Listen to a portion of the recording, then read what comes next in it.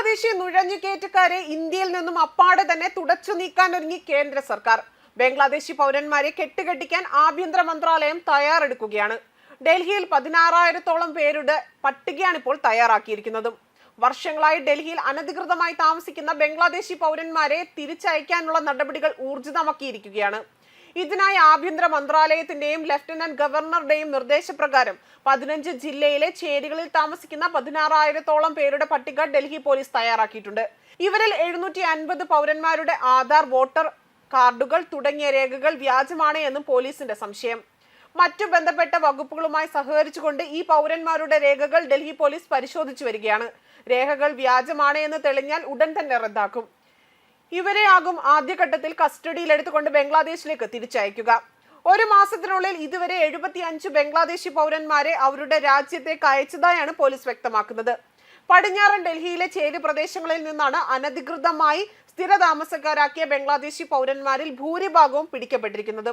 Tourist, business വിസകളിൽ ബംഗ്ലാദേശിൽ നിന്ന് വരുന്ന പൗരന്മാരെയും ഡൽഹി പോലീസ് പരിശോധിക്കാൻ തുടങ്ങിയിട്ടുണ്ട്. ഇത്തരം വിസകളിൽ വരുന്ന പല പൗരന്മാരും ഇന്ത്യയിൽ തന്നെ തുടരാൻ ശ്രമിക്കുന്നതായും പോലീസ് കണ്ടെത്തിയിട്ടുണ്ട്. 3 വർഷമായി ഇന്ത്യയിൽ അനധികൃതമായി താമസിച്ചിരുന്ന ഒരു ബംഗ്ലാദേശിയെ മംഗലാപുരിയിൽ നിന്ന് പാലം വില്ലേജ് പോലീസ് അടുത്തിടെയാണ് അറസ്റ്റ് ചെയ്തിരുന്നത്.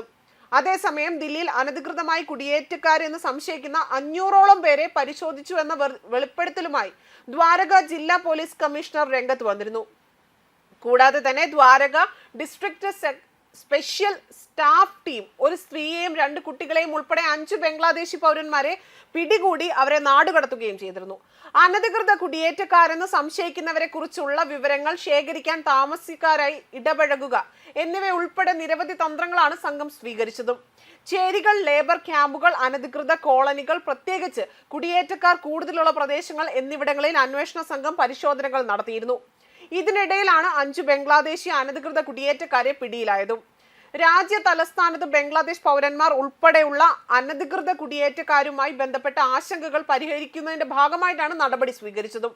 ദ്വാരക DCPയുടെ നേതൃത്വത്തിൽ ഈ ഓപ്പറേഷൻ നിർവഹിക്കാൻ പ്രത്യേക സംഘം തന്നെ രൂപീകരിച്ചു. ബംഗ്ലാദേശിലെ ബഹൽഗഡ് സ്വദേശിയായ ഷാഹിദ്, ബാസർ ഷർമി സ്വദേശി നച്രുൾ ഷേഖ്, അതുപോലെ തന്നെ ബഹൽഗഡ് ജില്ലയിലെ PS റോമൽ ഗഞ്ച് സ്വദേശിയായ പ്രവീൺ, 2 കുട്ടികൾ എന്നിവരാണ് പിടിയിലായതും. ചോദ്യം ചെയ്യലിൽ ബംഗ്ലാദേശിൽ നിന്ന് അനധികൃതമായി കുടിയേറിയതായി ഇവർ സമ്മതിച്ചിട്ടുണ്ട്. ഇവരുടെ ബംഗ്ലാദേശ് പൗരത്വം തെളിയിക്കുന്ന മൊബൈൽ നമ്പറുകളും രേഖകളും ഉൾപ്പെടെയുള്ള തെളിവുകൾ ഇവരുടെ ഫോണിൽ നിന്ന് തന്നെ കണ്ടെടുത്തിട്ടുണ്ട്. തുടർന്ന് പിടിയിലായ വ്യക്തികളെ ഡൽഹിയിലെ ഫോറിനേഴ്സ് റീജിയണൽ രജിസ്ട്രേഷൻ ഓഫീസിൽ ഹാജരാക്കുകയും തുടർ നടപടികൾക്കായി ഇന്റർലോക്കിലെ ഒരു കേന്ദ്രത്തിൽ തടങ്കലിൽ പാർപ്പിക്കുകയും ചെയ്തിരിക്കുകയാണ്. നേരത്തെ തന്നെ 2024-ൽ 132 വിദേശ പൗരന്മാരെ നാടുകടത്തിയിരുന്നു. 116 പേർ നൈജീരിയയിൽ നിന്നും, 73 പേർ ഘനയിൽ നിന്നും, 48 പേർ ഉഗാണ്ടയിൽ നിന്നുമുള്ളവരായിരുന്നു. അതേസമയം കഴിഞ്ഞ ദിവസം തന്നെ അനധികൃതമായി ഡൽഹിയിൽ താമസിച്ചിരുന്ന 8 ബംഗ്ലാദേശി കുടിയേറ്റക്കാരെയാണ് നാടുകടത്തിയതായി ഡൽഹി പോലീസ് അറിയിച്ചതും. അറസ്റ്റ് രേഖപ്പെടുത്തിയതിനു ശേഷമാണ് ഇവരെ നാടുകടത്തിയതെന്നും പോലീസ് പറഞ്ഞു. ബംഗ്ലാദേശ് പൗരന്മാർ ഉൾപ്പെടെ നിരവധി പേർ തലസ്ഥാനത്ത് അനധികൃതമായി താമസിക്കുന്നതിനെ കുറിച്ച് വിവരം ലഭിച്ചതിനെ തുടർന്നായിരുന്നു ഡൽഹിയുടെ തെക്ക് പടിഞ്ഞാറൻ ജയിലിലുടനീളം പോലീസ് പരിശോധന നടത്തി വരികയാണിപ്പോൾ. അനധികൃത കുടിയേറ്റക്കാരെ കണ്ടെത്തി നാടുകടത്തുമെന്ന് ലഫ്റ്റനന്റ് ഗവർണർ സെക്രട്ടേറിയറ്റ് പ്രഖ്യാപിച്ച് 2 ആഴ്ചയ്ക്ക് ശേഷമുള്ള ആദ്യത്തെ സംഭവമായിരുന്നു അത്. കൂടാതെ തന്നെ സാധുവായ രേഖകളില്ലാതെ തന്നെ അനധികൃതമായി ഇന്ത്യയിൽ പ്രവേശിച്ച 43 ബംഗ്ലാദേശ് പൗരന്മാരെയാണ് ഒരു മാസത്തിനുള്ളിൽ തന്നെ മഹാരാഷ്ട്ര തീവ്രവാദ വിരുദ്ധ സ്ക്വാഡ് അറസ്റ്റ് ചെയ്തത്. സ്പെഷ്യൽ ഡ്രൈവിന്റെ ഭാഗമായാണ് 19 വിസ്തൃത കേസുകളിലായി 43 ബംഗ്ലാദേശ് പൗരന്മാർ പിടിയിലായതും.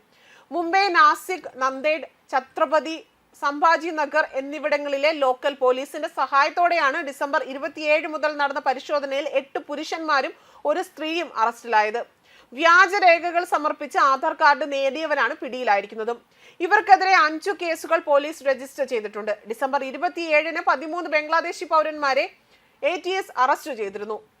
അതേപോലെ 2005 മുതൽ ഇന്ത്യയിൽ അനധികൃതമായി താമസിച്ചു വരുന്ന അമ്മയും മകനെയും കഴിഞ്ഞ ദിവസങ്ങളിൽ ബംഗ്ലാദേശിലേക്ക് നാടുകടത്തുകയും ചെയ്തിരുന്നു. ബംഗ്ലാദേശികൾ ഉൾപ്പെടെയുള്ള അനധികൃത കുടിയേറ്റക്കാരെ നിരീക്ഷിക്കുകയും അവരെ നാട് കടത്തുകയും ചെയ്യുന്ന ഒരു പ്രത്യേക സെൽ ഡൽഹി പോലീസ് സ്ഥാപിച്ചിട്ടുണ്ട്. അതേസമയം കഴിഞ്ഞ ദിവസങ്ങളിലായി അനധികൃതമായി ഇന്ത്യയിലേക്ക് കുടിയേറിയ ബംഗ്ലാദേശികൾ സ്കൂളുകളിൽ പ്രവേശിപ്പിക്കരുത് എന്ന കർശന നിർദ്ദേശം നൽകി വിദ്യാഭ്യാസ വകുപ്പും രംഗത്ത് വന്നിരുന്നു. അതേപോലെ ബംഗ്ലാദേശിൽ ന്യൂനപക്ഷമായ ഹിന്ദുക്കൾക്കെതിരെ ആക്രമണങ്ങൾ തുടരുന്ന പശ്ചാത്തലത്തിലാണ് ഇങ്ങനെ ഒരു നീക്കം സർക്കാർ നടത്തിയത്. സർക്കാർ എയ്ഡഡ്, അൺഎയ്ഡഡ്, അംഗീകൃത സ്വകാര്യ സ്കൂളുകളുടെയും മേധാവികൾക്ക് നിർദ്ദേശം അയക്കുകയും ചെയ്തിരുന്നു. അതേസമയം നുഴഞ്ഞുകയറ്റക്കാരെ മനഃപൂർവ്വം കടത്തിവിടുന്നത് BSF ഓഫീസർ ആയിരുന്നു എന്നായിരുന്നു ബംഗാൾ മുഖ്യമന്ത്രി മമതാ ബാനർജി പറഞ്ഞത്. BSFനെ അവഹേളിച്ചുകൊണ്ടായിരുന്നു മുഖ്യമന്ത്രി രംഗത്ത് വന്നതും.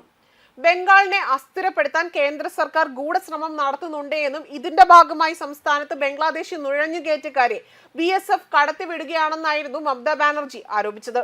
ഇസ്ലാംപൂരിലെ BSFന്റെ സഹായത്തോടെ സീതെ, ചോപ്രെ എന്നീ അതിർത്തി മേഖലകൾ വഴി നുഴഞ്ഞുകയറ്റക്കാർ എത്തുകയാണ്.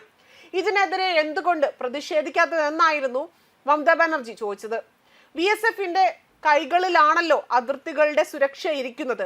അതിർത്തി സുരക്ഷാ സേനയുടെ തെറ്റായ പ്രവർത്തനങ്ങളെ പിന്തുണച്ചുകൊണ്ട് തൃണമൂൽ കോൺഗ്രസിനെ ഉപദ്രവിക്കരുതെന്നും മമതാ ബാനർജി പറഞ്ഞിരുന്നു. കേന്ദ്ര സർക്കാരിന്റെ നീചമായ പദ്ധതികളുടെ ബ്ലൂ പ്രിന്റ് ആണ് ഇതെന്നും ബംഗ്ലാദേശ് അതിർത്തി കാക്കേണ്ട BSF നുഴഞ്ഞുകയറ്റക്കാരെ ബംഗാളിലേക്ക് കടത്തിവിടുകയും സ്ത്രീകളെ ചൂഷണം ചെയ്യുകയാണ് എന്നായിരുന്നു മമതാ ബാനർജി പറഞ്ഞത്. ബംഗാളിൽ നുഴഞ്ഞുകയറ്റക്കാർ യഥേഷ്ടം വിഹരിക്കുന്നതിന് കാരണം തൃണമൂൽ സർക്കാരാണ് എന്നും സംസ്ഥാനത്തിന്റെ സമാധാനം തകർക്കപ്പെടുന്നത് ഇത് കാരണമാണ് എന്നും കേന്ദ്ര ആഭ്യന്തരമന്ത്രി അമിത്ഷാ പറഞ്ഞിരുന്നു. ഇതിൽ പ്രകോപിതയായിക്കൊണ്ടാണ് BSFനെ അവഹേളിച്ചുകൊണ്ട് മമതാ ബാനർജി രംഗത്ത് വന്നതും. ബംഗാളിനെ അസ്വസ്ഥമാക്കാനുള്ള കേന്ദ്ര സർക്കാർ പദ്ധതിയുടെ നേർരേഖയാണിതെന്നും മമത ആരോപിക്കുന്നു. എന്നാൽ മമതാ ബാനർജിയുടെ അവകാശവാദങ്ങളോട് അതിർത്തി സുരക്ഷാ സേനയും കേന്ദ്രവും ഇതുവരെയും പ്രതികരിച്ചിട്ടില്ല. ബംഗാളിനെ അസ്വസ്ഥമാക്കാനുള്ള കേന്ദ്ര സർക്കാർ പദ്ധതിയുടെ നേർരേഖയാണിതെന്നും മമത ആരോപിക്കുന്നു. എന്നാൽ മമതാ ബാനർജിയുടെ അവകാശവാദത്തോട് അതിർത്തി സുരക്ഷാ സേനയും കേന്ദ്രവും ഇതുവരെയും പ്രതികരിച്ചിട്ടില്ല. ഇന്ത്യ ബംഗ്ലാദേശ് അതിർത്തി സംരക്ഷണ ചുമതല വഹിക്കുന്നത് അർദ്ധ സൈനിക വിഭാഗമായ BSF ആണ്. ഷെയ്ഖ് ഹസീനയെ അധികാരത്തിൽ നിന്ന് പുറത്താക്കിയതിനു ശേഷം ഇന്ത്യയിലേക്കുള്ള അഭയാർത്ഥി പ്രവാഹം തുടരുന്ന സാഹചര്യത്തിൽ പശ്ചിമ ബംഗാൾ, ആസാം ഉൾപ്പെടെയുള്ള സംസ്ഥാനങ്ങളിലെ അതിർത്തിയിൽ BSF ജാഗ്രത ശക്തമാക്കിയിട്ടുണ്ട്. ജില്ലാ മജിസ്ട്രേറ്റുമായും മറ്റു ഉന്നത ഉദ്യോഗസ്ഥരും പങ്കെടുത്ത യോഗത്തിലാണ് മമത BSFനെതിരെ ആഞ്ഞടിച്ചു രംഗത്ത് വന്നതും. നേരത്തെ ബംഗാൾ പോലീസ് സംസ്ഥാനത്തിൽ നിന്ന് പ്രവർത്തിക്കുന്ന വ്യാജ പാസ്പോർട്ട് റാക്കറ്റ് കണ്ടെത്തി 7 പേരെ അറസ്റ്റ് ചെയ്തിരുന്നു. ധക്കയിലെ സംഘർഷത്തിനിടയിൽ താരതമ്യേന സുരക്ഷ കുറഞ്ഞ അതിർത്തികളിലും ബംഗ്ലാദേശിൽ നിന്ന് പശ്ചിമ ബംഗാൾ വഴി അനധികൃതമായി ഇന്ത്യയിലേക്ക് കടന്നവർക്ക് ഈ സംഘം പാസ്പോർട്ട് നൽകിയത്. അതിർത്തി കാക്കുന്നത് നമ്മുടെ കൈകളിലുള്ള കാര്യമല്ല, അത് BSFന്റെ കടമയാണ്. തൃണമൂൽ കോൺഗ്രസ് അതിർത്തി കാക്കുന്നില്ല. ആളുകൾ കടന്നാൽ എങ്ങോട്ടാണ് പോകുന്നത്, അവർ എവിടേക്കാണ് പോകുന്നത് എന്നതിനെ കുറിച്ചുള്ള വിവരങ്ങൾ ജില്ലാ മജിസ്ട്രേറ്റുകൾക്ക് നൽകണമെന്നായിരുന്നു മമതാ ബാനർജിയുടെ വാക്കുകൾ. വിഷയം ചൂണ്ടിക്കാട്ടിക്കൊണ്ട് കേന്ദ്രത്തിന് പ്രതിഷേധ കത്ത് അയക്കുമെന്നും മമതാ ബാനർജി പറഞ്ഞിരുന്നു. നിങ്ങൾ എന്ത് തീരുമാനിച്ചാലും ഞങ്ങൾക്ക് ഞങ്ങളുടെ വഴിയാണ് നല്ലതെന്നും ഞാൻ പലതവണ കേന്ദ്ര സർക്കാരോട് പറഞ്ഞിട്ടുണ്ട്. പക്ഷേ എന്റെ സംസ്ഥാനത്തെ അസ്വസ്ഥമാക്കാൻ ആരെങ്കിലും ഭീകരന്മാരെ പിന്തുണയ്ക്കുന്നത് കണ്ടാൽ ഞങ്ങൾ പ്രതിഷേധിക്കുമെന്നും മമത പറഞ്ഞിരുന്നു. ഇന്ത്യയുമായി ഏറ്റവും ദൈർഘ്യമേറിയ അതിർത്തി പങ്കിടുന്ന രാജ്യമാണ് ബംഗ്ലാദേശ്. അതിൽ തന്നെ പശ്ചിമ ബംഗാൾ അയൽ രാജ്യവുമായി 2272 കിലോമീറ്റർ ദൈർഘ്യമുള്ള അതിർത്തിയാണ് പങ്കിടുന്നത്. ആസാം, ത്രിപുര, മിസോറാം, മേഘാലയ എന്നിവയും ശേഷിക്കുന്ന അതിർത്തി പങ്കിടുന്നു. ഈ സാഹചര്യത്തിലാണ് ബംഗ്ലാദേശി നുഴഞ്ഞുകയറ്റം ബംഗാളിൽ മുഖ്യ വിഷയമായി മാറുന്നതും. ന്യൂസ് ഡെസ്ക് കർമ്മ ന്യൂസ്.